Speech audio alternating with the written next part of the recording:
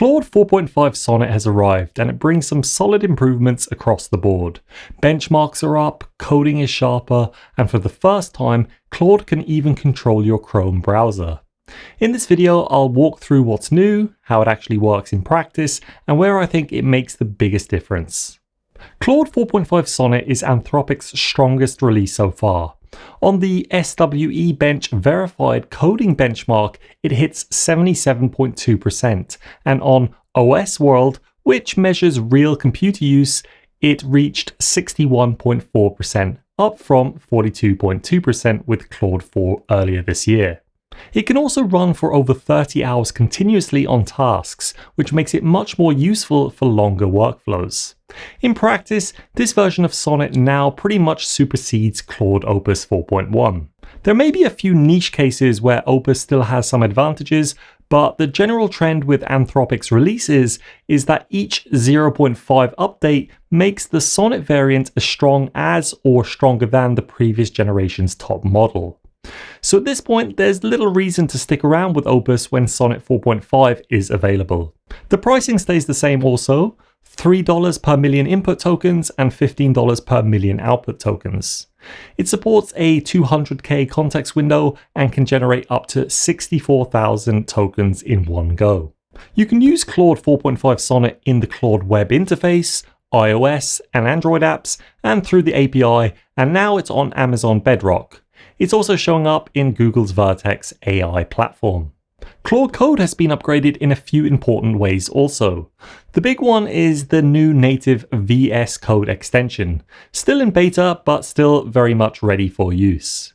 Before it was basically just a terminal. Now it's a proper extension with a sidebar, inline diffs, and a more usable interface. The terminal itself has also been updated. Better status indicators, searchable history, and checkpoints so you can roll back with a simple /rewind command. It also supports subagents, hooks, and background tasks, which lets it handle more complicated projects. For developers who want to customize things, Anthropic has released the Claude Agent SDK. It's the same framework used to build Claude Code, but now open for anyone to use. Another big addition is the Chrome integration. Claude can now control your browser, clicking, typing, filling out forms, and navigating around. At the moment, it's still in research preview and limited to predominantly Claude Max plan users. To keep it safe, there are permission prompts and block site categories. In Anthropic's red teaming tests, without any defenses, targeted prompt injection attacks succeeded around 23.6% of the time. With the new mitigations in place, that dropped to around 11.2%. And on a separate challenge set of browser-specific attacks, the mitigations cut the success rate from 35.7% all the way down to 0%. So these numbers aren't about performance dropping, they're actually about vulnerabilities being reduced, which is exactly what you'd hope to see. Claude 4.5 also makes progress on longer running sessions.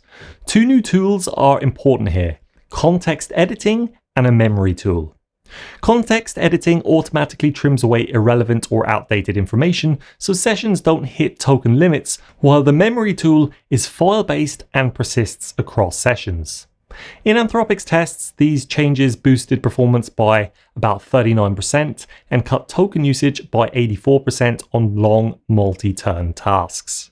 In the Claude apps, you can now directly execute code, generate spreadsheets or slides, and try out Imagine with Claude, a short preview of live software generation available to Max subscribers. So why does all this matter? For me, the most important takeaway here is the emphasis on code. Yes, these updates make Claude more useful for everyday work, but Anthropic are clearly leaning into coding as the central use case. And I think that makes sense. We've just seen OpenAI push the same angle with GPT-5 Codex, and it highlights that coding isn't just another domain like maths or writing. Code is what these models are actually built on. By focusing on code, you're improving the very foundation that powers everything else. And that has a knock-on effect that makes the whole system stronger overall. Personally, I think this is a worthwhile update, especially if you're someone who codes or works in technical fields. Most people who rely on Claude are using it for development, technical support, or analytical tasks, and in those areas, 4.5 Sonnet does a noticeably better job. It feels more reliable, it handles longer workflows, and the integration into tools like VS Code and Chrome make it easier to fit into real projects.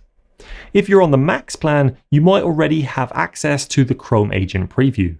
For everyone else, you can try out Claude 4.5 today in the apps or install the new VS Code extension. I'm curious though, what are your thoughts on this new Claude release? Would you be comfortable letting an AI control your browser, or does that still feel a step too far? Let me know in the comment section, and also if you want to keep up to date with all of the latest AI releases and important updates, feel free to subscribe to my weekly email newsletter, which you can find a link to in the description. As always, if you enjoyed this video, I'd really appreciate if you could like and subscribe. Thanks for watching, and I'll see you in the next one.